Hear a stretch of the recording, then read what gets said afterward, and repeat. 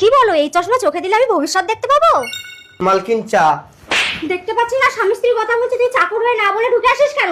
ময়না, চাকরের সাথে এমন ব্যবহার করতে নেই। তুমি চুপ করো, চাকরকে বেশি মাথা তুলবে না। এই যা এখান থেকে। আমি এখন আমার ভবিষ্যৎ দেখবো। ময়না, আমি তোমার স্বামী। কি হয়েছে? কি দেখলেন? দেখলাম ভবিষ্যতে আমার জীবনে তুমি নেই, ওই চাকরটা আমার স্বামী। কি বলো? কই দেখি।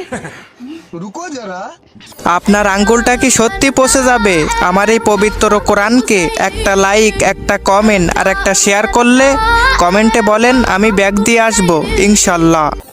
ভগবান, তুমি আমার স্বামীকে ফিরিয়ে দাও। তুমি কি দেখলে? আমি দেখলাম আমি বেঁচে নেই, আমি মরে গেছি। যমরাজ, তুই ঠিক দেখেছিস, কাল তোর মৃত্যু। সকাল সকাল রেডি হয়ে থাকবি, আমি তোকে নিতে আসবো। ভগবান, এতদিন আমি তোমায় নিষ্ঠাভাবে পুজো দিয়েছি, তুমি আমার সিঁদুর সিঁদুর রক্ষা করো।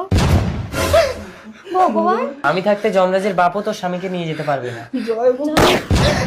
পরের দিন। ভগবান, আজ আমার স্বামীর মৃত্যুদিন, তুমি আমার স্বামীকে বাঁচাও।